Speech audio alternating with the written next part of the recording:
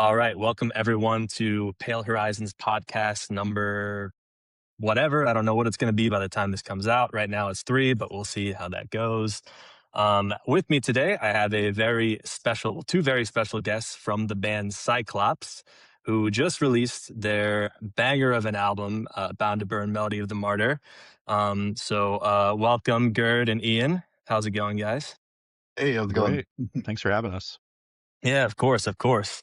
So like a little backstory here. Like, I think it was probably you, Geurd, that like reached out to me on Instagram because you saw that we were recording with Jamie King.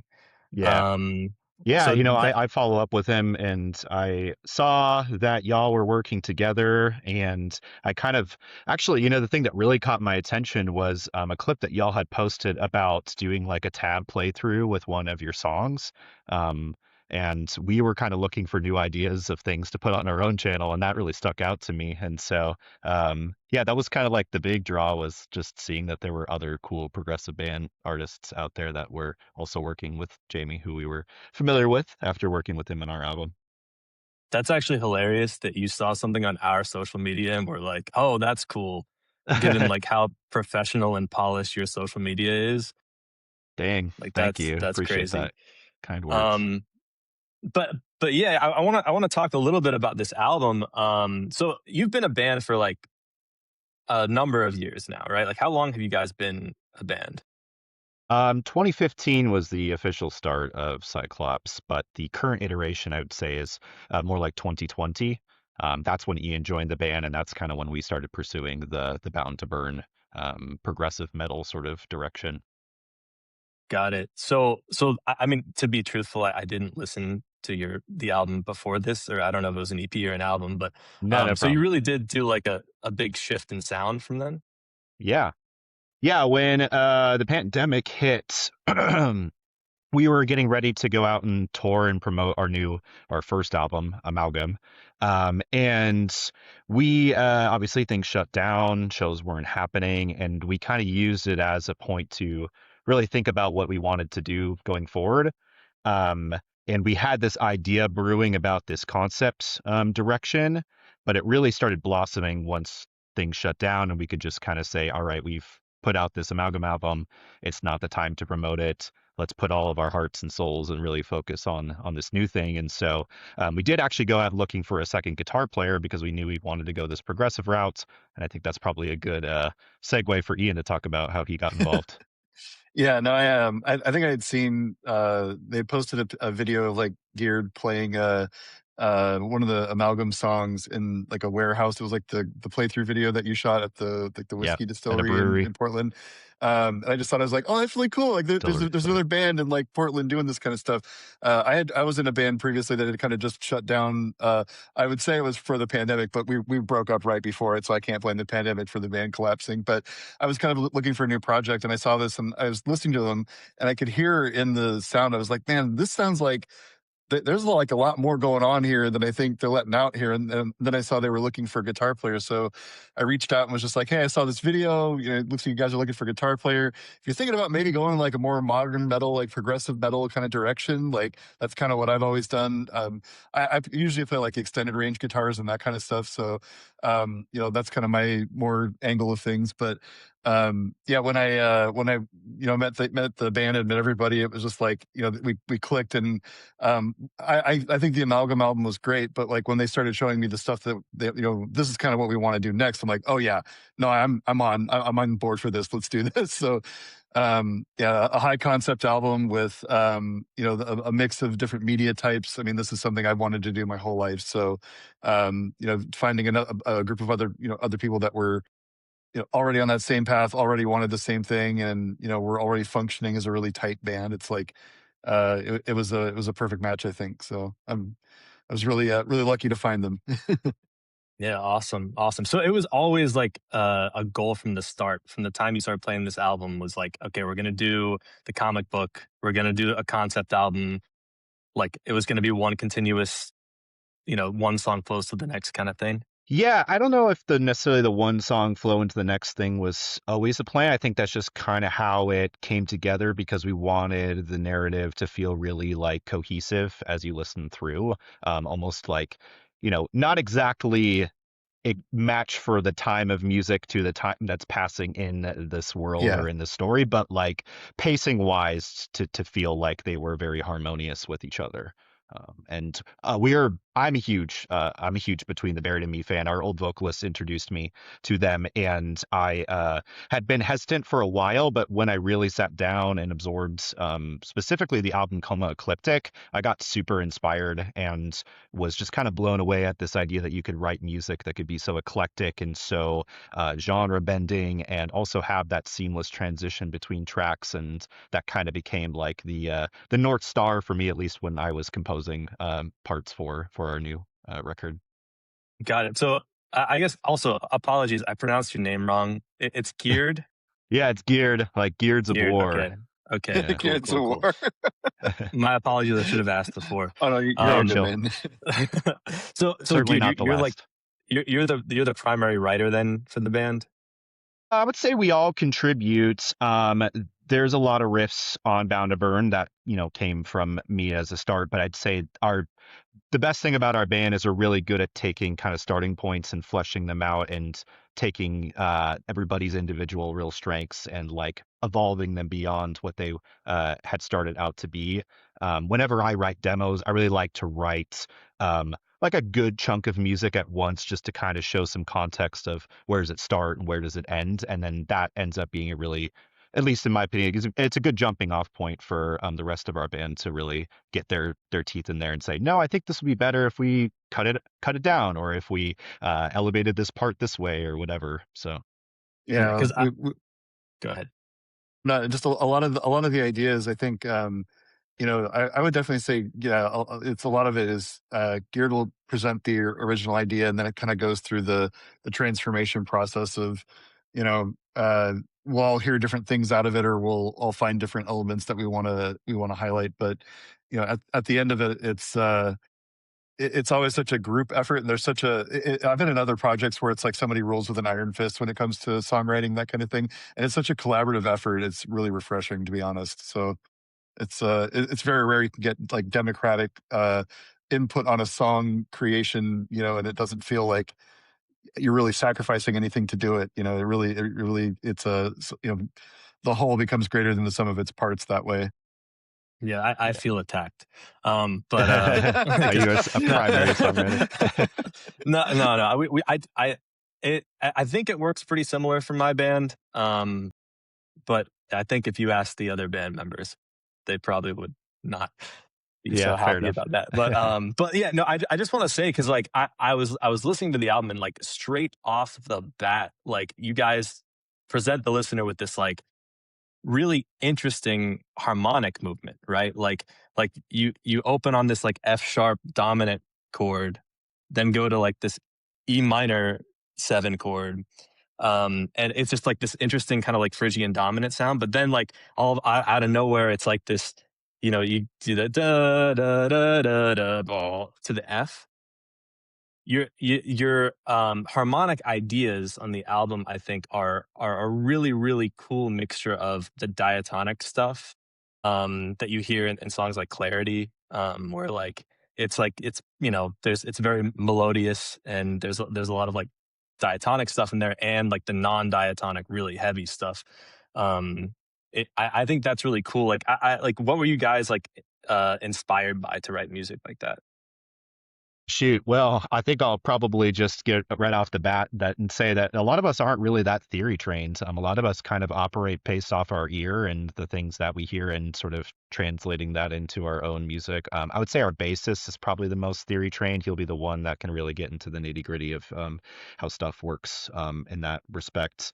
As far as how the parts come up, to the point of like the primary songwriter thing and like what really drives where a song starts, a lot of it is just thinking about the emotional and the expositional elements of our story. Thinking like what are characters going through in that moment? How are the things that they're experiencing or the things that they're feeling changing over the course of a movement? I think that's the thing that really inspires those parts more so than like how we're connecting the theoretical elements, if that makes sense. It Yeah, makes total sense. Yeah. I think a lot of times too with the melodies, we're really big on the idea that like you should be able to kind of like hum along or sing the melody out loud, like da da da da da, da like kind of like you did. It's like Yeah. at the end of the day, we're kind of beating you over the head with the melody one way or the other. So as long as whatever conveys that feeling or the right kind of emotion, and it has something that you can grab onto, just auditorily, like that's kind of the goal there a lot of times. And that's why sometimes we'll have like, competing melodies, like one ears you're hearing, one thing, the other ear you're hearing a different thing. And it's, kind of to create that tension or to create that back and forth between the two of them. So yeah, we I guess we kind of approach the sound of it, or maybe the theory side of it, more from the back end of it, where it's like how does it land for the person at the end of it. Yeah. Yeah, And I would say that like most bands probably, even if they are like super theory trained, don't like internally write that way, like because Yeah, music theory is a way to analyze music, not like a roadmap for how to create it, right? sure. yeah. To that melody point too, we were very intentional about how melodies were used across the record. I know, like no pun intended, but Melody of the Martyr. I think that name idea came a lot from how important that is to like the foundation of the record. This is something that I've been trying to like look out for as people have been listening and digesting it to see if it comes up in like reviews or conversations. There's like a theme that is reprised several times throughout Melody of the Martyr. We call it the Explorer's theme, and you hear it in that first song, The Explorer Errant, and it gets reused and parts of the album that sort of feel like they're core to growth of the explorer's character. We also have a melody that I call like the elation theme, that you can hear at the beginning of Indomitable 1. You hear it again in Manifest 2, and you hear it in Begin Anew. And that is supposed to represent like the excitement and the emotional significance of this discovery that they make towards the middle of the record. And yeah, so we're like very intentional about that stuff from like a thematic and narrative perspective, at least. Cool, cool. Yeah. See, my brain is small, so I didn't really like pick up on that. No, no way, man. Or I was just like too busy like kind of headbanging to it. So That's uh important too. yeah, Yes, have you yeah. actually have you noticed any people like online actually like pointing that out? The theme stuff with Yeah, the yeah. explore theme. No, I haven't yet, and I've been a little like bummed because we put so much thought into it. But maybe now they'll watch this podcast and they'll give it a Yeah, Yeah. second listen or whatever. cat's out of the I bag now. Well, I gotta break it to you. No one's watching this podcast, but No, we'll make I sure they mean, do. You'll get at least okay, good, good. our 4 or 5 band members to listen to you. Yeah. So yeah, I want to talk about the process of making this a Oh, little bit. wow. Yes. Um, it's super high quality, and like I really appreciate you putting page numbers in the actual song titles too, so I could follow along. Um, what was that partnership like actually getting this comic book created? Yeah. Do you want to talk about that, Ian? Yeah, I mean, I think one of the inspirations we have as far as like an example of another band that's done a comic book thing, kind of like what we did, is Coheed and Cambria. And I'm a kind of a longtime Coheed fan. And so I have a few of the Evil Inc. comic books that were made over the years. And so I kind of had that in my mind as like, this would be awesome if we could land somewhere in this ballpark of a really polished, well built, well printed. The art looks really good. A book that really, it goes beyond just like an advertisement or, just a poster or something like that. Like it really is a visual guide that walks you through all the stages of the story that we're telling. Um, and so, I mean, as far as like the partnership goes, we had, I want to say like the first big chunk of Explorer Errant and maybe like the first part of Consequences, or like the first, good section of Consequences figured out. Um, and we reached out to, I think, one or two other artists, but we really wanted to work with Ben House, who's a comic book artist in the Portland area. He's pretty well known for his series called Kentucky Samurai, which is awesome. It's kind of like Kill Bill, but with like tobacco knives instead of katanas. He's So I mean, also in like, the music scene. We just played our album yeah, release yeah. show with his band Skulldozer, so he's Yeah, kind of he's like in our amazing sphere. vocalist. Like, Cool. yeah, like he's just a very, very extremely talented guy. So we came up with this. We had a song idea, and we had kind of the overall stretch of the narrative that we wanted to cover in this first installment of the series, and went to Ben and kind of rambled at a table at a pub for a couple of hours with him, and he's taking notes. And okay, I think I see what you're saying, and left the meeting, and I'm kind of thinking to myself like, oh man, there's no way this is gonna look good. It's gonna look like crap. There's no, you can't turn that shit into something useful. And he comes back with a thing where it was like he was looking into my head, like he could just see what was in my imagination, and he drew it perfectly. And it was like, as soon as I saw the first proof back from Ben, it was like, this is going to be amazing. Like this is exactly the kind of you know partnership we need with an artist who can understand the direction and the tone and the feeling of what we're trying to get across in every little detail that he draws. And I'm sure you've probably seen it in like some of the double page spreads, but like if you go to the one that of like the inside of the mall area, I mean, you could look at that for like 2 hours. There's just little tiny details everywhere, and it's like it's just astounding how much he can work into that. From like, it should be inside a shopping mall, and he draws that. It's like, oh my god, this is amazing. So I don't know. Yeah, the partnership was just fantastic. Once we kind of got the story, the main story beats out, and we kind of really felt like we had our characters figured out. As the pages would come in, we would write additional music to kind of keep things going there. I mean, I think sometimes the music would get ahead of the comic, and we would wait for the comic to see where we would go next with the music for a couple of the parts. So, Yeah, that's what uh, was unique about it is a lot of that stuff was happening in parallel. And at yeah, some points we would kind of get stuck at a certain part of the arrangement, but maybe Ben's a couple pages back still working up to that point. And so it wasn't like quite a leapfrogging thing, like the music was always the thing and the narrative was always sort of informing what Ben was going to do next. But Ben also helped us flesh out a lot of the narrative yeah. elements too and how to kind of make it feel more grounded and realistic. And Got it. That's so fascinating because I never would have guessed. I assumed that you had written all the music, then just were like, here's the story, like write yeah. something along with this music or make Yeah, something along this and music. you can kind of feel it towards the back half of the book too. I think we've gotten feedback that because the music for that last sort of few pages was something that came in way later. We had to kind of insert some stuff to kind of give it a little bit more space, but even then, it wasn't paced quite the same way as all the stuff that precedes it. So yeah, they were happening at the same time. It was some beautiful chaos, that's for sure. That's so cool. Um, so I guess like whose idea was it originally like for the narrative?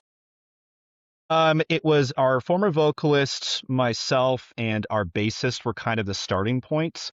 But then when Ian joined the band, that whole like supervisor segment that takes place between I think like pages 7 and up to maybe like 13 or so, that was like a screenplay that Ian effectively wrote, and it became like a part of our whole music with that monologue that gets read out during that break. That was a completely silent, just double bass kicking and then instrumentals basically up until that idea blossomed. So speaking of that voiceover, like did you hire a voice actor to do that? We did, yeah, yeah. We were lucky enough to know through a friend of a friend of a friend. We found somebody that, yeah, I think she does like cabaret and some other, stage theatrics. But yeah, she was, had the right kind of vocal tone we were looking for, and I mean, she delivered an amazing performance. I think that one segment, I think we probably recorded maybe 3 or 4 hours of stuff to get to where we felt like we had all of our bases covered. But she was just all of her inflection was great. She was super professional. I really, Danny was her name. I really couldn't, thank her enough. She was just fantastic. Um, but yeah, that the whole story, especially with that element of the supervisor, kind of giving this the story when I first came to it was going to be a lot more sparse. There wasn't really going to be a lot of world building. You might not guess this about me since I'm in a prog metal band, but I'm also really into Dungeons and Dragons. So like world building and like character development and that kind of stuff. So like I was like, you can't just leave this like lump of clay like this. Like you have to give people something to hang on to understand the gravity of what this person is risking by going out into this wasteland. And for what reason, we don't even know why they're doing it yet. We don't even know, they don't even know why they're doing it yet, but something is calling them out there to find something better than what they have. And I knew that there had to be, if you have a functioning society that is scraping by on as little as humanly possible, there would be rules that this person would not be permitted to just go off willy-nilly and do this, right? There would be somebody who'd be pissed about this happening, and that scene would be the last thing that would be going through their head right before they think they're about to die out in the wilderness, out in the wasteland. Hmm. So I wanted that moment to echo back through their mind in a way that it tells you about, it informs you about the world they're living in. It informs you about the kind of society and the architecture of where they came from, but it also lets you kind of know they knew better. They they knew not to do this for this reason that they're about to live through. And then even that moment, it turns out to be something more than they could have expected. Spoiler alert, don't want to throw anything else out there, but but yeah, I don't know. So there's a number of those kind of elements that I feel like maybe my biggest contributions to the story were kind of adding some of those world building elements and the things that make it feel a little more three dimensional than just person defies social order, flips the bird, and comes back with jug of water. You know, so Hmm. Yeah, and I will say, when this concept started, it was kind of planned to be this three-parter that we were. The goal was to put it all in one album, but it quickly became clear that we would need one album just to tell one part because of the scope of it and what we want. Yeah, I will say that the actual narration section of the album is what like really grounded me in the album and like kind of hooked me in and made me actually sit down and listen to the whole thing. So like super important contribution. And I think it worked like perfectly, like super professional. It made the whole thing actually seem cinematic, theatrical, which I absolutely loved. Thank you. I'd agree. yeah, that's amazing. Thanks. But yeah, I think one other thing about the album that I thought was kind of genius, and I think that I sort of run into this trap all the time, and that's just like me writing songs that are too long. And you guys kind of kept it within a playlistable format that you could just kind of pitch these songs and they could just land on a playlist and fit right at home with that, you know, 2 to 4 minute length, right? And was that like a conscious decision, or is that just how it ended up happening? I would say that's kind of how it ended up happening. Um, it was a happy accident, I think, because it made it easier for folks to kind of see the whole thing through if we asked them to check it out. And you're not sort of signing them up for like a 70-minute, 80, 90-minute Yeah, long uh, prog fire mania. hose of Prague. Yeah. Ah. Yeah. Um, yeah. And I think all of us, as we were writing and as we were working through it, we sort of knew like when a part had played out and it was ready to sort of move on to the next thing, and um, that makes it digestible and interesting. It does make it so that it's hard to sort of listen to these things independently, and that was part of the reason why when we did our single release that we wanted to give whole chunks of movements instead of just the single parts, because I think there's like a full sort of story to tell there, and they feel more complete, served as the three parters, with the exception of Manifest, where we did just one, part one and part two. And we actually, with Jamie, we had to request that we created single versions of those tracks that were bundled together, of course, but also had like a very clean cutoff at the end of them that didn't feel like it was something else was started, but you just, skipped it or whatever. So, And Jamie edited it together in like 6 minutes because he's a demon. So yeah. it was amazing. Like, hey, could you do He this? He's like, here you go. We're like, it's done. Oh my god, that was fast. Like, Yeah, he's been like absolutely amazing to work with. Like yeah. probably like outside of like work, actually even including like my actual job, like he's probably been the easiest person I've ever worked with on anything. He even like refunded us money because we like didn't use all of our budget in recording. So Wow. like, yeah, like super That's stand up amazing. guy. What Yeah. was it like recording at the actual basement? Because we did everything at our own home studio and just sent him the project to be mixed and mastered. Like our engineer was Connor Rising, who did the vocals on the record as well, and he did an amazing job of being our engineer for the project. But we sort of just took everything and handed it off to Jamie. I'm curious what it was like actually recording there with him. So it probably was very similar to you recording in your own home studio, sort of. Yeah. I mean, he obviously Jamie has like amazing recording equipment and any kind of uh equipment you could possibly need to record. But nowadays, like it's all, for me at least, it's all DI guitar. He just reamped it. I think, obviously his drum recording setup was important because like I live in like Northern Virginia. There's not Nice. many spaces here where we can actually record drums. Like Yeah. our initial single was on an E kit and it was recorded in my garage. So like that was like a big differentiator for us. Also like being like a new band, we had never recorded anything before. So like having someone there to actually guide us through the process and tell us like, no, there's some like noise, like one of your strings is ringing out here, like this is unusable, like record it again. That was super important for us, I think. Um, but I was gonna ask next. I was curious about like how first how you recorded uh Bound to Burn and also your vocalist situation, which you sort of touched on a little bit. But yeah, you said home studio. Who's like is it your home studio? It's Ian's. yeah, it's Ian's. at my Okay. house. I have a room over my garage that when we moved into this house in 2022. Prior to that, we were practicing at a place in Portland called Toad House. It's in a particularly sketchy part of Portland, so I was kind of happy to not have to worry about running in and out of the building every time. But when we moved in here, yeah, that was just something I've always wanted to have in a house. And when we were lucky enough to get this place that had a spot, it was like, hey, what do you guys think about moving the practice space to my house, and then we can set it up for recording? And from previous bands and other projects, I already had most of the gear we would need to do this. And with our IEM rig, which we had a different mixer at the time, but we've had several iterations of it.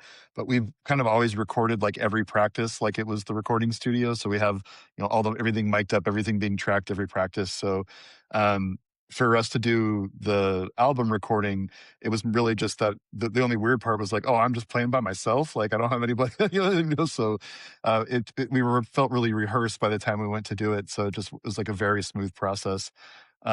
You mentioned, DIs and reamping guitars and stuff. That was probably the thing I think in the whole recording process that took the longest. I got a 4x4 amp switcher, and we had EVH iconic amp. We had a Mark V 6505 Plus, and then a Victory Super Kraken, and basically reamped all of the guitars through those, and had like every mic that I own on every cab. And so because we didn't really know what sound what we would need or what Jamie would want. And, we all had kind of differing opinions. So I'm like, look, I'm only going to have one shot at doing all this because my neighbors are going to kill me after like 3 weeks of hearing the same song played over and over and over. Like we just got to get it all done at once. And so we had every mic permutation we could ever want. And we were able to come up with a really great like guitar sound from that. And so How long I did think that like take those, you? oh, I mean, it was like about 3 weeks of every weekend from like, well, I mean, I would say weekend, but it was really like Thursday night to like Sunday afternoon. I had it set up to where I could be in my office downstairs, and then upstairs in the band room, I could have everything running loud. And I ran a Ethernet snake down through my garage into here so I could hear, like, this was like the control room. That was like the loud room. So I also have a MIDI controller that's like a Morningstar MIDI controller that I used a wireless MIDI cable to connect to it, so I could change the amp channels and turn off and on boost pedals and stuff. So, like honestly, it was like this is like it worked pretty well. Like it was very efficient. It just still was extremely time consuming. If we had to do that in the studio, like it would have been cost prohibitive. But it Yeah. was like all my favorite records were done like that. Where they casted a really wide net on the guitar reamping and then found the perfect sound. I was like, that's what we got to do if we want to get just like a really awesome natural sounding guitar sound. And modelers are great. Like I use plugins. Some of the guitar tracks on the album were the NDSP Rabia plugin was like a couple of the leads, and like some of the cleans were that too. Yeah. But for almost everything else, it's like if we could use a real amp, we did for basically everything. So Yeah.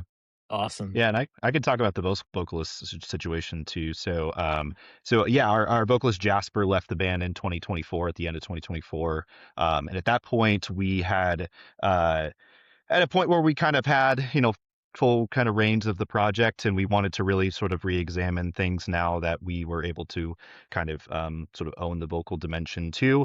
And so we ended up rewriting the lyrics and the sort of like the melodies and kind of overall vocal performances on the album. Um, and our engineer Connor, he is in a band called Lesser Demons, where he performs vocals and guitars, and he has an incredible voice. And actually, I went to high school with him, and he was in a band that was very Lamb of God adjacent, with the same kind of like guttural, screaming vocal stuff that we were looking for. So it ended up working out really well that he was there. He was very familiar with our music. We already had a like good relationship established, and so we could kind of pull him in to be our session vocalist for the album. And so that process was pretty sick. We were able to do most of it in the room together. There were some parts that he did at his own place remotely that were like just kind of like nailing in some harmonies that were not, overdubs and yeah, yeah. just things that like you didn't need to be in the room to sort of hear him keep trying to hit it, till it was Mm. perfect. And then that kind of blossomed into what you hear on the album now. And then in terms of like, new vocalist replacement, we've been looking for a while. We tried out a lot of folks. They just weren't the right fit. They were very talented. They all had their own strengths, of course, but we just couldn't find the right person. Up until recently, we've been working with somebody who actually did our album release show with us. His name is Mike Arguello. He's great. He's been a really good fit so far, and we're just kind of excited to see where it goes in the future. Awesome. That's all, because I did see like a post on Band Mix or something that you were looking for a vocalist, but it sounds Yeah. like you might have that sorted out. Yeah, we're definitely excited to see where it We're goes. hoping so. Yeah. So how did that first show go? Was that your first show in like a while? 6 years, yeah. Yeah. Well, It's pretty how'd nuts. it go? Was it how were the nerves? Like how was the turnout? Yeah, Ian, you could talk about it if you want. Oh yeah, man. I mean, the turnout was great. I mean, I think there was probably close to like 150 people ish there, give or take.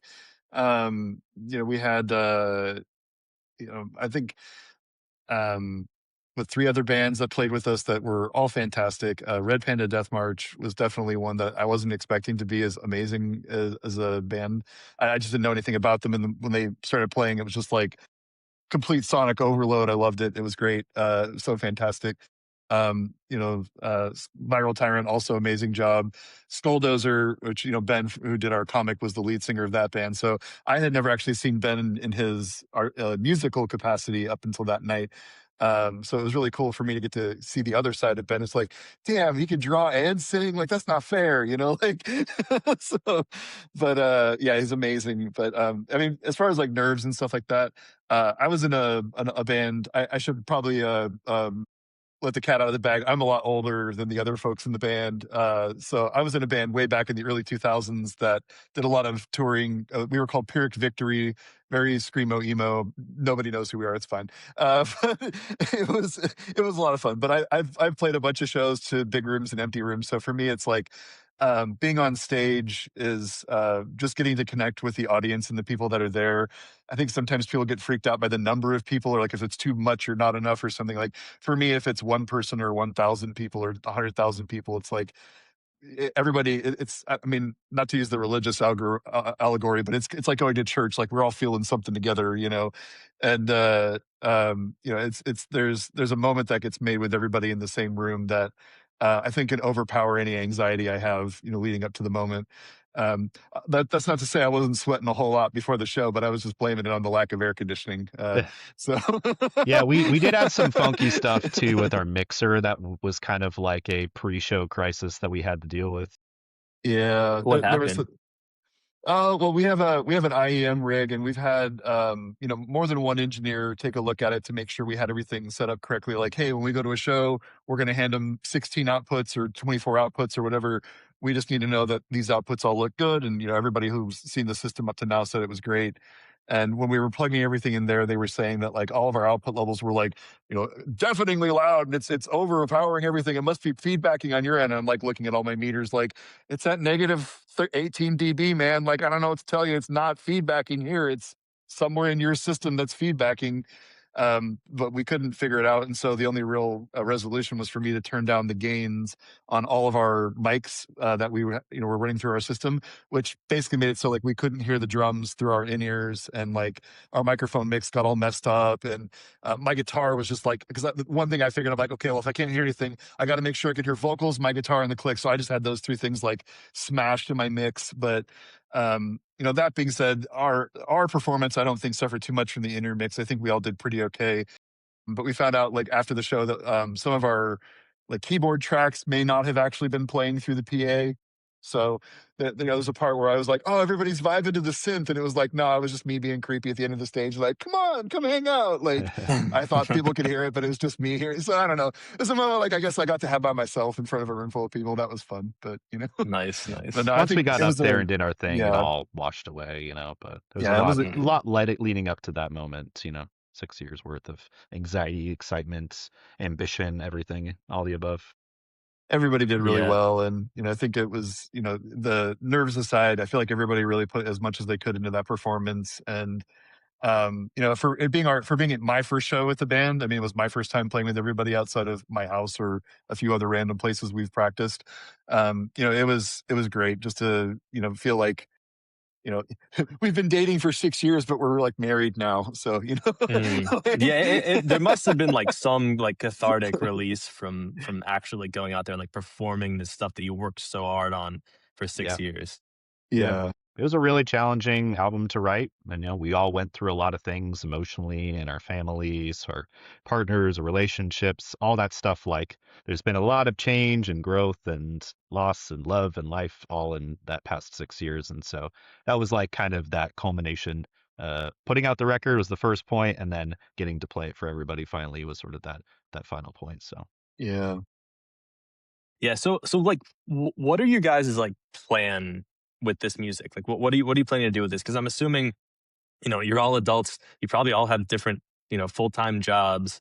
Um like I'm kind of in that space too, and I don't really know like I'm kind of doing it as like a passion project, but you guys seem to be very, very legit. So like how far do you want to pursue this? And we'll take it to the ends of the earth, really. I mean, I think I think we've always kind of had a very professional mindset towards the the band and like what's realistic from a band. I mean, like obviously the days of like the rock star, that's long gone. Like nobody's getting rich off music. If Misha from Periphery is saying like, dude, bands can't survive anymore, you got to have a day gig or you got to have multiple income streams, as he was saying. I do agree with that. I think like, to some degree, there certainly are bands that do survive entirely on their own income, but they're at a level that most bands never see, and we kind of went into this thinking, we always want to punch above our weight class for like everything that we do. Like, we luck out having a lot of people in the band that have skill sets that instead of having to hire a video editor, we've got me. Instead of having to hire a graphic designer, we've got Geurd. Instead of having to hire a mixer, we've got Alex, our drummer, who does all of our mixes for our practices and stuff. And, if we need MIDI assistance or music theory assistance, like Brandon jumps in for that. And also weirdly accounting, he's like a CPA now, honestly, he's basically. a Swiss Army knife of a Yeah. person. He for that music video that has the motion comic element, Mm. Ian did Yeah. like the animation work, but Brandon did all of the cutout from the comic book and like drew It was additional elements to be able intense. to complete characters or complete backdrops. Like, No homeboy, you way. give him a project and he goes like full focus, just crazy insane Yeah. mode and gets it done. Yeah. It's That's incredible. crazy. So, we're lucky to have the skill set that like we have, kind of a whole company of people among the people in the band. And then we have all the, musical elements kind of covered. So we're very self-sufficient in that way. So I could see us staying, independent for a long time and being able to keep operating like this. But where we want to go with all this, I mean, I think, we definitely have plans for more of these kind of albums, like with more more comic books, more records that tell the story. We certainly have lots of goals and aspirations for other things. I could say we're big fans of like gorillas. It'd be awesome to do animation someday. I think it'd be cool if we could ever. I mean, we're obviously as an independent band, that's not a reality for us yet. But if we were shooting for the moon, that would be something I think we'd love to do. Is like something that would be like an animated part of the story. But comic books and records right now are the attainable goal, and they get the vision out there, and they tell the story we're trying to tell. But there's lots of other elements of art that we want to get into as well. We're really big on cross media experiences. So Geurd's a huge Avenged Sevenfold fan, and a lot of the stuff they do with like VR. I mean, it kind of seems cheesy up front, but like I've really looked into it, and it's like there's something to be said about being able to just step into another artist's vision and look around in it. I mean, I think there's a lot of stuff like that would be really interesting for us to look into in the future, but that Yeah. might be several albums down the road. Who knows? Yeah, I'm also, kind of sensitive to this world that is being assaulted by like generative AI and all of these experiences that are not made by humans, and like putting art out there that, could potentially cross wires with those things, and like not wanting to get lumped in with that crowd. Personally, I feel that way. When we were in our kind of vocalist search, something that we had considered was like, what would it take to have a virtual vocalist? And my background, aside from graphic design, is in game development. I work with Unreal Engine for some projects, and something we were exploring was using their MetaHuman system to like do a motion capture performance of somebody lip syncing the vocals for the album, and even the body performance. But just the technology and the budget and what it would take to actually bring that to a stage at our level is just like way above what we're, currently capable of. Not to say that we could be capable of it in the future, but got to kind of pick our battles, I guess. You Yeah. guys have to do a game. Yeah, that is something that's come up for sure. Yeah, we definitely had a thought about it. I've suggested once. I was like, it'd be great to do like a big side scroller where it's like the explorer goes out and then the explorer comes back on like the same, mega Super Mario style map kind of thing. Oh, yeah. Yeah, that kind of reminds me. Have you ever played that game Braid? Yeah. But It's yeah, like a yeah, puzzle. Yeah, like where like yeah, the twist is that you're playing the whole game in reverse, yeah, right? Like, but like a kind of similar thing to that, where it's like, yeah, like all one level, like go to the end and come like full circle, kind of. That'd be Hmm. yeah. pretty You're sick. fun. And Gear, you're telling me that like you're in game development, you don't use any generative AI. No. Are you? Do you Hard work way. for like a company, or are you an indie developer? I'm a freelancer. I do UI UX design primarily. I've worked on a couple of games and then some like client projects that are unfortunately under NDA, so can't talk about them just yet. But hopefully, we'll be able to share them in the future. I actually left my day job back in December of last year to kind of try and pursue this. It's very intelligently, as we were just like ramping up our album release campaign, and stresses in all different directions. Good idea, Geared. But it's been very rewarding to have a little bit more creative control over the things that I'm making, and the choice to work with the people that I want to, as much as I also have bills to pay, and I also have a life to live. So Yeah, so because I'm a software developer, and you can't find a company to work at anymore where they don't sure. force you to use Gen AI, Yeah. which is, I don't know if someone's gonna like come through the window and like shoot me if I say anything about this. It's great. I love it. Yay. Yay. Thank you, robot overlords. I am Yeah, not yeah. a threat. Yeah. I work in Please don't get me. clinical data collection for like clinical trials and that kind of thing. And so a lot of the AI we use is like looking at large data sets that no human being could ever really, look at. And, I see it in like the medical sciences. There's definitely some places where AI and machine learning and that kind of computer approach it's like kind of the only way that we're going to find cures for a lot of really rare diseases, or really awful conditions that people end up with. But at the same time, I don't want my computer to draw my pictures for me or make my music for me. I would want the computer to make it, so that would be all I would need to do, is just the art, the human element that we would never want to trust the computer to do for us. And I've always thought it's kind of interesting, like the whole uncanny valley, mechanism that's in everybody's head, where every human can kind of tell without even being prompted, like that's not real. Like, the fact that we've kind of biologically had that before we needed it, I think it's like such an interesting Hmm. thing, like that we've all kind of come pre-wired with this idea that like we all are sort of skeptical, even on an animal level, of things that are not made by us, or like we know it's not real, or that kind of a thing. And I don't know that that'll ever get completely overcome with art. I mean, it's funny to see 3D memes and videos redone with Arnold Schwarzenegger as the person in every character in the movie. But it's like, is that really what we want to be spending this unbelievable resource on? Is silly fart jokes, or should we be trying to cure diseases with it? So I don't know. I think it is a tool, but the way we're using it right now is kind of like a monkey with a machine gun. I don't think we quite know what we're doing with it yet, and I hope we figure it out soon.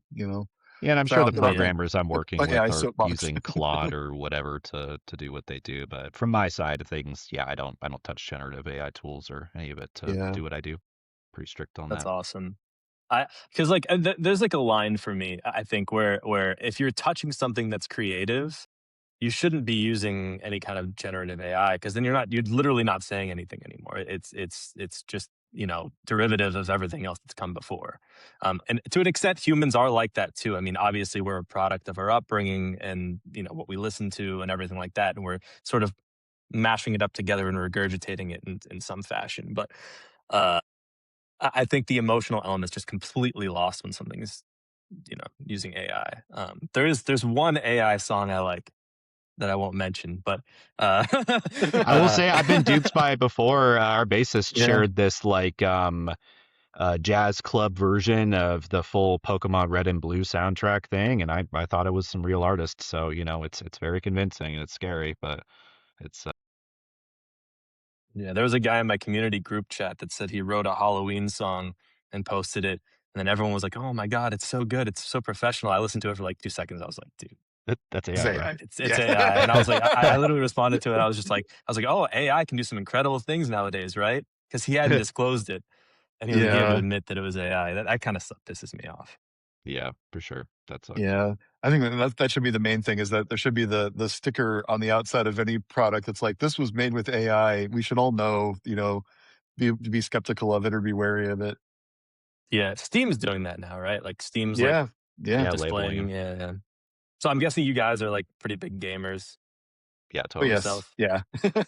Yeah, we have so a big thing about what makes our band awesome is we use Discord pretty heavily as like our means to communicate and collaborate with each other. And aside from all of the kind of like work more focused channels, we've got a bunch of more leisure, just shits and gigs, fun stuff, and a lot of it is like our gamer chat. We talk a lot about new game releases and what we're playing and trailers for stuff we're excited for. And both Ian and Brandon are big like Satisfactory nerds, and they're talking about it Oh yes. constantly. Yeah. I don't know if you played it, but yeah, it probably wouldn't surprise anybody that like, oh, prog guys love Satisfactory. Shocker. Also, another news: water's wet.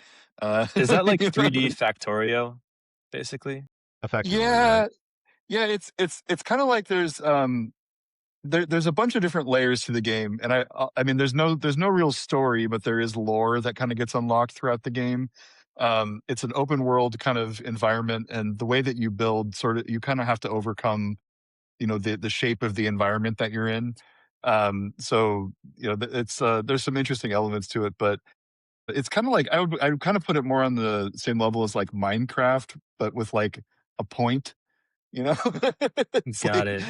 it's not just like, oh, do whatever you want. It's like, well, you got to build this spaceship however you want, but you got to build the spaceship.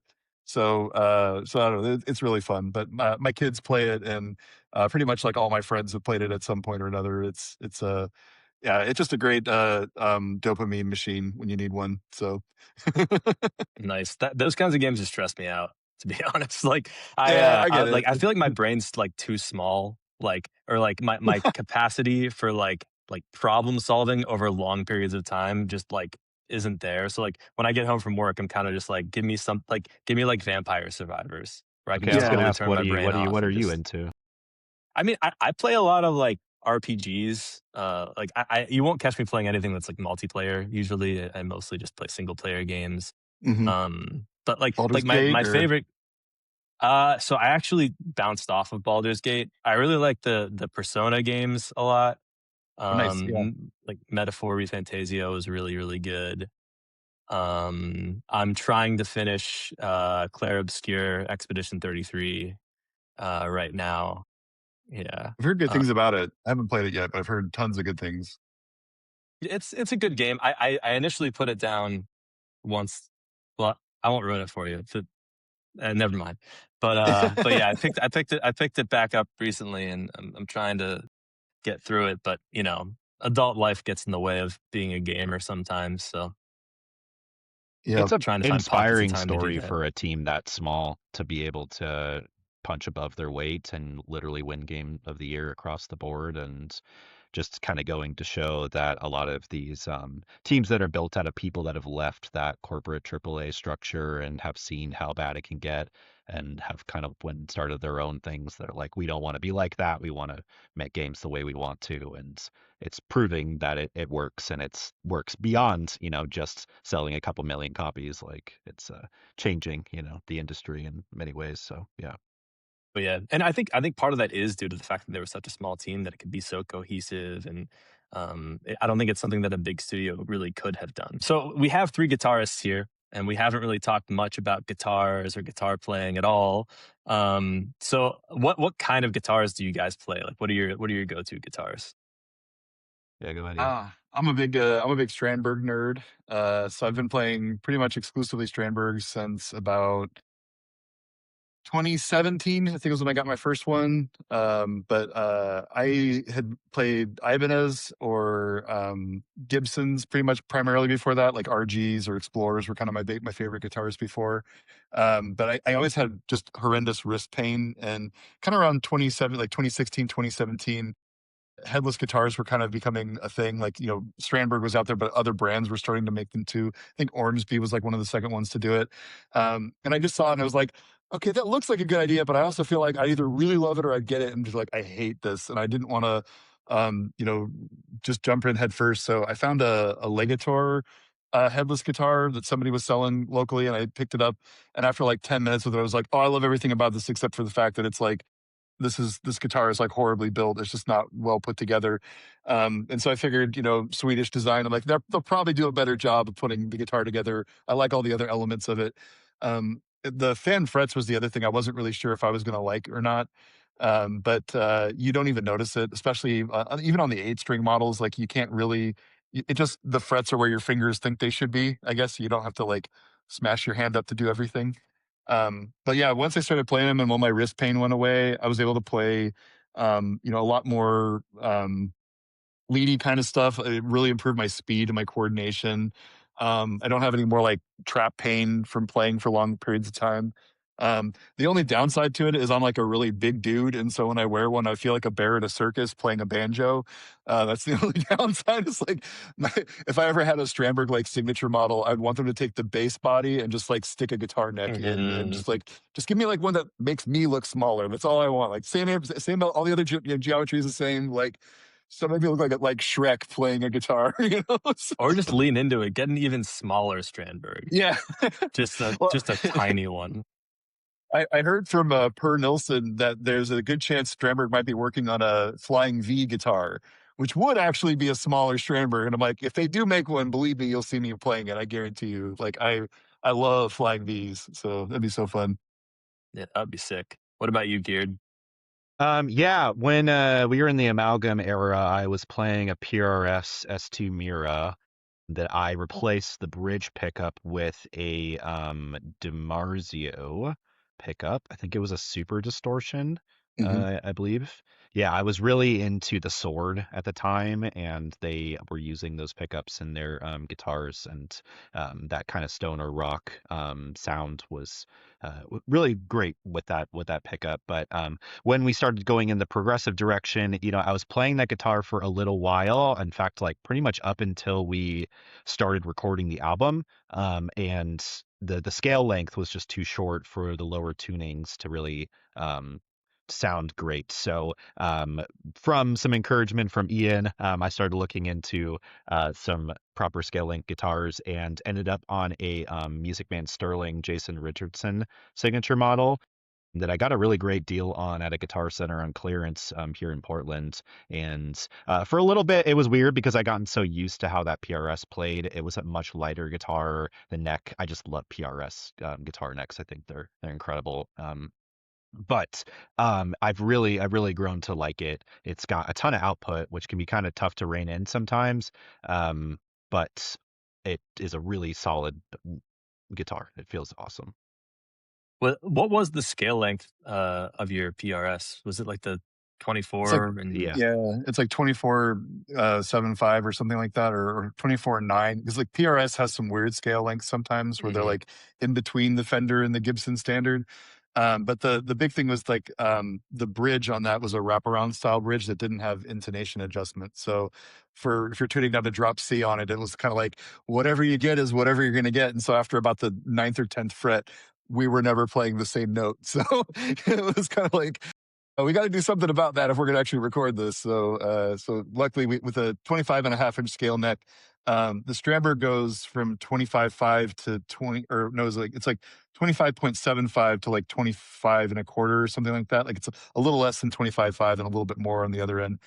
But like Mhm. intonation wise, like you can't really tell other than, it's all, when the two guitars are playing together, it sounds fine. But Yeah, and yeah, it's a hardtail bridge on the PRS also, and I wanted to be able to do stuff with a trem bar that I yeah, wasn't able to. So, the whammy uh, wackiness gotta, yeah, crazy gotta, dive bombs and stuff. Yeah, Yeah, I never really got into that. Like, I always wanted to because I grew up listening to like like Van Halen and stuff. But like, yeah.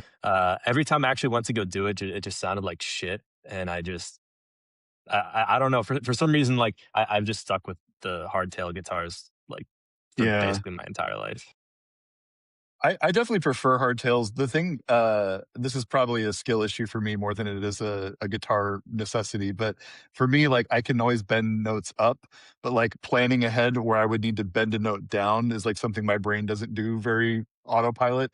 And so being able to grab a whammy bar and dive instead of like bend, like plan that note out in my head, it just like solved the problem for me. So that was kind of why I did that. But I'm kind of the same way. Like I always thought like, why do you go through all that hassle of a floating bridge and like your strings are always going out of tune and all that stuff? But like if you actually get one dialed in really nicely, and I've learned some tricks to kind of keep mine in good shape. Like it's super reliable and you're not really giving up anything, but it's those the Tom Morello noises that you can make with it, or that's all it's makes it worth it sometimes. And you're mentioning Van Halen, and that was like one of the before one of the solos. Connor was actually the one who ended up doing it for the recording, but we needed like I was like we need like a dime bomb, like the Mhm. back in, and so Yeah, yeah. I, we just had to keep practicing until we finally got it, and we got the sound we were looking for. But it's like sometimes you just gotta have a dime bomb to like make that solo hit the way it's supposed to, and if you don't get the wave bar, you can't do it. So it's one of those have it, not need it, then need it and not have it kind of situations. Yeah, I see. I think honestly, like the whammy bar is like the skill issue for me because like I for some reason I hadn't practiced with it, so like coming up with something that sounds good with a whammy bar, like none of my dive bombs sounded good. And you really do have to practice this. It's not like you just get a yeah, whammy bar and it's just like Yeah, oh cool sounds automatically. yeah. Catch the Um, harmonic at the right spot and all that. yeah. Yeah, I had a bad experience with a guitar, the Floyd Rose. In the past, and so that kind of turned me back into wanting to have hardtail guitars. But I really like this bridge that's on this Music Man.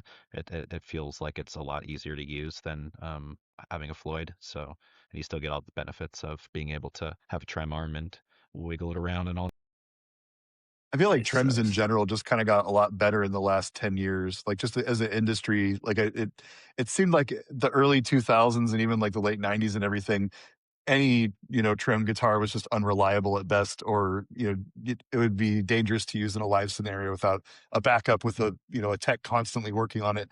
And now it's like, I mean, even a Squire will have a pretty stable like 2 point bridge. So I just think it's the industry getting better in manufacturing, getting better also helped out a lot in that too. Right. Yeah, Trent controls the guitar world. Yeah. yeah. So I guess you touched a little bit like on like what your favorite bands were. Geared, Avenged Sevenfold.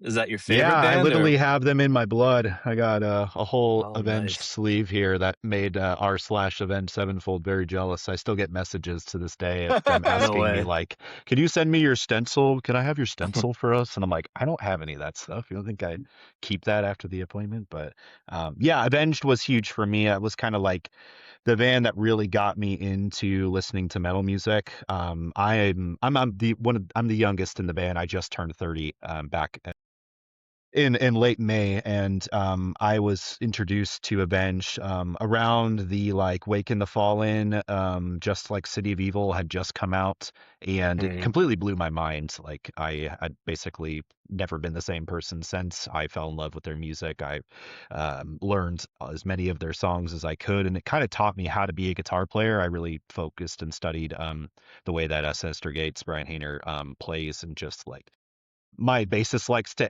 joke that I write music that has a lot of accidentals in it, and a lot of that comes from the style of Sinister Gates is like lead writing. There's a lot like neoclassical kind of flavor to it that has really resonated with me and influenced my guitar playing. But most recently, I would say like bands like Between the Buried and Me and Periphery have been kind of formative for developing my sort of modern metal sound and writing music that is progressive flavored and all that.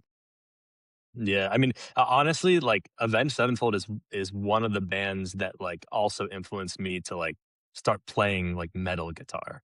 Because Yeah. again, like it was City of Evil that came out, and I was just like, holy shit! Like that song Sidewinder is still like one of my favorite songs of all Yeah, time. it's killer. And like that. I mean, I don't know if people call it prog or not, but it is to me. It's It's definitely definitely like prog. prog. Yeah. Yeah.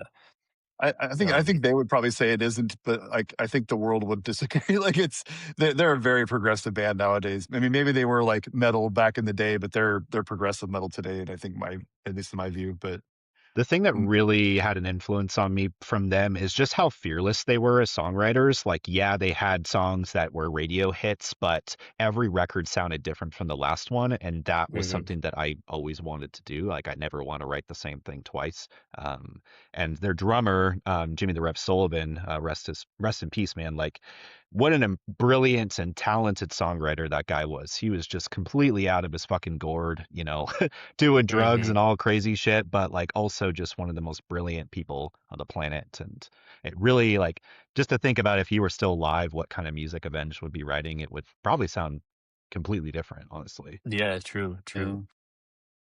What about you, Ian? I mean, I have I like lots of the progressive metal bands that are probably pretty well known these days. I mean, Periphery is like a huge one for me.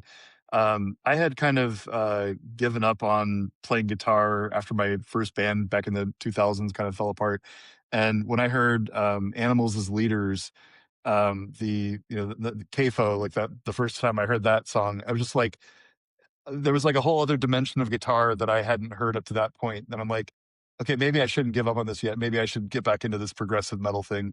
And just kind of went on a deep dive. And when I learned who Misha Mansour was and like all the music projects he was involved in, I just started jumping from project to project to project and getting into all these different kinds of bands. But I also really like a lot of electronic music and hip hop and bluegrass. Believe it or not, we have some banjo stuff in there. I lived in Kentucky for a year, which was long enough. No offense, Kentucky, if anybody's watching, but they probably understand. It's okay. But yeah, I met a really close friend out there, Charlie Patton. He ended up moving to Oregon almost a decade later after I lived there, but we've been keeping in touch for the whole time that we've been apart. And he is a phenomenal cellist and arranger and also really into like Appalachia old timey bluegrass music. So he really got me into a lot of these bands that I would have never listened to before. But it's funny because like I think progressive musicians and also metal musicians in general, I think we're very musically open minded a lot of times where we can hear like the feel behind what somebody's trying to do. And there are some bluegrass musicians that are metal as fuck, man. I mean, there are some bluegrass guys out there that will absolutely shred the pants off of anybody in like Berkeley College of Music, and it's just some guy sitting on a porch with a banjo, you know, and it's like it's incredible what some of these musicians can come up with just like, you know, just instinct and hearing it off of someone else playing it around the campfire. So yeah, I Have like you? a I lot think of different stuff. have you heard of this band? I think it's called like the Little Smokies. Is that the name of it? Yeah, the Little Smokies. Like they call themselves like a progressive bluegrass band, Oh, I'll have to Cool. check and that they're out. That they're sounds really actually cool. sick. They're actually sick. Yeah, no, I'm down. I'll Please have to do check it check out. them out. Yeah, like most of their stuff they play live, like it's just like they have like a set song format, and then they just open it up for everyone to have a solo. Yeah, So it's sick. the jam band Um, feel. It's great. yeah, exactly. So like, what are some like prog influence? I mean, I guess you already kind of outlined this, Ian, but like for you, Geared, like outside of the prog or metal sphere, is there any music that you listen to that you really enjoy that people probably wouldn't expect that you like?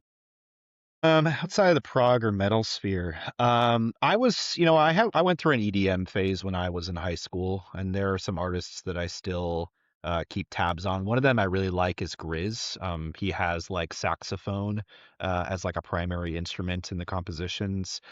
There was a record he put out back in 2016 called Good Will Prevail that sometimes I'll just throw on and sing along with from pretty much front to back. It's like extremely catchy. I'm so attracted to melody and like a good earworm type of hook. Um, I guess they're still in the prog sphere, but like the Deer Hunter was a very Yeah, influential band huge. for the writing of Bound to Burn, Melody of the Martyr, and I think some of the people who've listened to it have picked up on that. But outside the prog sphere, maybe the biggest one would be Gorillaz. We talked about them a little bit earlier, but I've listened to Gorillaz basically since I want to say Yeah, like right big before Demon fans. Days came out. Their new album, The Mountain, is just absolutely incredible. It's just like it's a record that you can listen to as just enjoying music, but also if you want to be put on this like emotional journey, front to back, it's incredible. So those would be like maybe the biggest three. Cool, cool. Yeah, I mean, I guess like for me, like I was actually trying to think like if I asked that question to myself, like what would I even say? But like I'm about to tell you guys like the most embarrassing thing. So I I I play pickleball, okay? Like, It's not with embarrassing. really old people. Um in a league. Well, I was in a league, and before matches, I would literally blast Breaking Benjamin Well, yeah, to yeah, pump myself up. And, like, I literally had moments where I was in my car just thinking, like, "What am I doing right now?" But it worked. I mean, it measurably made me a better pickleball player. So, I mean, that I you can't really hate Breaking Benjamin. They make you better at yeah. pickleball. Any band that writes a So, song about Halo, I mean, they've got a spot in my heart forever. So, you know. true, true. I think we've got Are there some any, like closeted new metal fans in our band too. But yeah, yeah, we're all really? unabashedly, unapologetically new metal fans. I think like System of a Down Cool. and Slipknot, and all that stuff. We're all really into it. Corn? Yeah, I think I'm less into core now than when I was younger, but where they have gone musically is definitely a great direction. I think that the fact that they've been able to continue to survive as a band and stay as big as they are speaks enough to whatever I think about them doesn't really matter, you know. But They're doing uh, fine. yeah, they're doing great. But I've always was so blown away by like the first time I saw like the Freak on the Leash video with the bullet and all that stuff. I mean, it was like, the fact that a band had that kind of creative control over a visual element in a video. I mean, at the time there was literally nothing like that, you know. So it's that was really the thing about Corn that it just inspired me a lot as growing up, and just like, you know, at some point you might have access to these kind of tools where your vision can be out in front of everybody, and everybody can see exactly what was in your mind when you were doing it. So Yeah. it's Another great. Yeah. good call out is My Chemical Romance. My But fiance and yeah, I are big fans of them, and yeah, they just make music that's larger than life. And even seeing them in their recent tour, it's just insane how an entire stadium of people can be filled just instantly at the sight of a My Chemical Romance tour being announced. It's just amazing. I mean, really though, like that, like My Chemical Romance, like touched so many people's like upbringings. I think, like yeah. my like angsty, like junior high school self, like loved My Chemical Romance, and like it instantly kind of like brings me back to that era anytime I hear any of their stuff. Yeah. But they're actually like very musically talented as well, and the way that they weave emotion and narrative throughout their work is also like really impressive. Yeah, and to tie it back to what we're doing, I mean, Gerard Way is involved in comics, and that album Black Parade was another really big influence on the writing of Bound to Burn, Melody of the Martyr. So Yeah. they're huge for us, for me at least. Me too. Yeah. So I mentioned pickleball. Do either of you guys have any weird hobbies? Ian's got like a Rolodex of weird Yeah, it's hobbies. like, how long do we have? I Go mean, on as long as you want to. I play Dungeons and Dragons. I do Warhammer 40K. I've recently quit my Magic the Gathering addiction. I'm probably not going to play Magic anymore. I do woodworking sometimes. I've got with two kids, we get into all kinds of computer projects and other stuff like that. It's fun to teach kids about electronics. I'm kind of the gear nerd of our band, so my other kind of hobby is like I build all of our IEM rigs and I wire up all of our pedal boards. So I just like connecting things, that kind of stuff. But yeah, there's yeah, it's a lot of stuff. I try not to take on too many hobbies now that we have all this band stuff going on. But before the band, it was just like anything that caught fancy to my eye. I'm like, I'll give it a shot for a while and see what I think. But Legos is another big one, I guess. I guess you can't see it in here. Well, maybe I can. Or hopefully you can see Yeah, look at that. Wow. the. So Oh, I do. that's really like what's the word for it? I guess on topic in today's news cycle, right? With the bricks and minifigs stuff. So yeah, my brother lives in Salem, which is like 30 minutes south of me for where we live, and we used to go to that bricks and minifig store. They actually have another location in Aurora, which is like maybe 10 minutes south of me. And I feel bad for all their employees because they're all like quitting because nobody wants to deal with the onslaught of everything that's happening. But yeah, when we heard about the whole thing that was going down, my brother and I had an encounter with the original manager, I guess was the person. Thought he was like super sweet guy, like really nice. Invited us in, let us play with Legos and all this stuff with our kids. It was great. Bought a bunch of stuff there. And when we went back another time, and it was a very different manager and very different vibe. And it felt like we were in a library we weren't supposed to be in. They were very rude. And so after we saw all the stuff that went down, we're like, yeah, that kind of checks out. That was kind of the vibe we got. Was like, just somebody who hated everything about what was going on there and just wanted to ruin it for everybody. So they did in the biggest way possible. Nuts. At least you didn't get trespassed whenever you went there. So Yeah, seriously.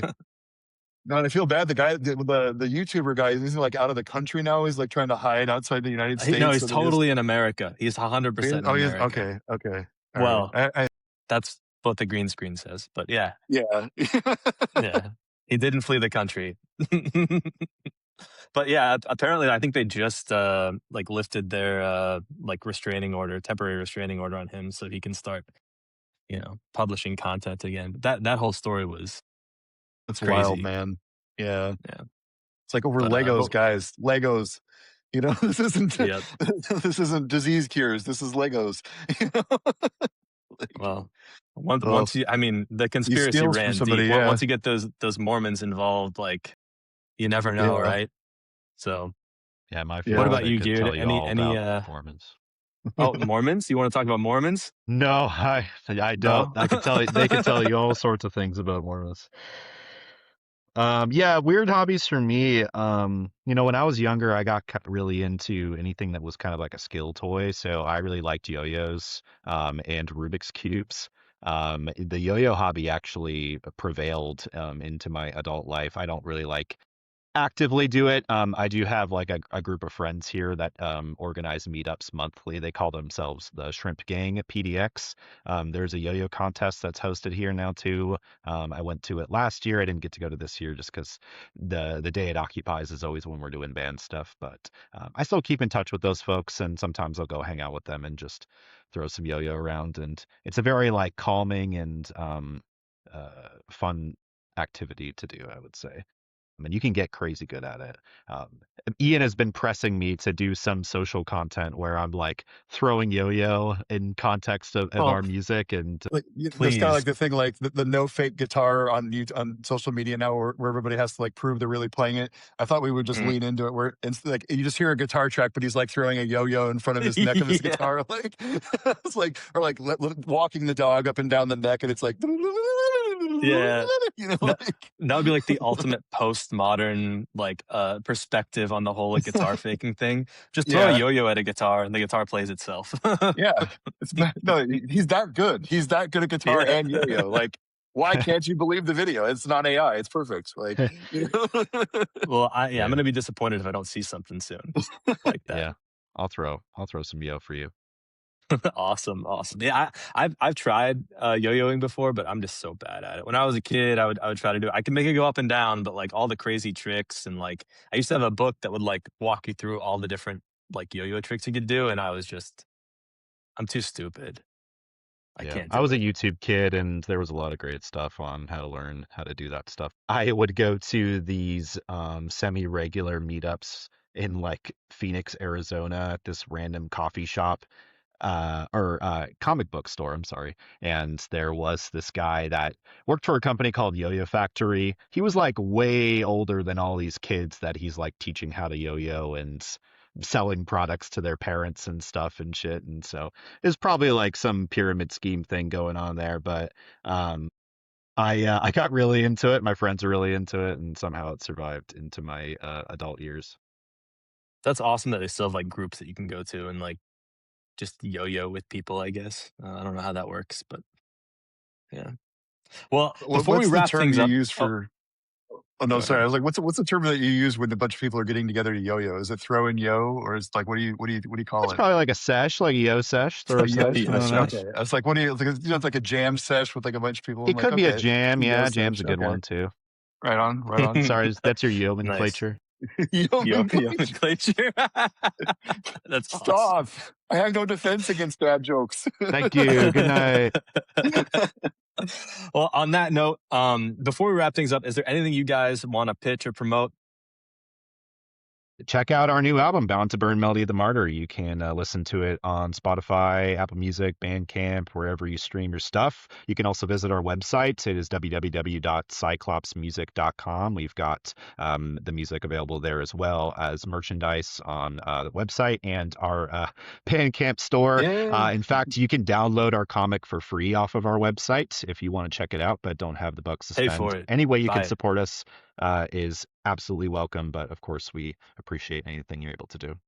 Yeah, we just want to share the art with everybody. So, if you get a chance to listen to it, we'd love to hear what you think, whoever out there listens to it. So, Yeah, follow us on Instagram, Cyclops PDX. We're also on YouTube, Cyclops Music, I believe.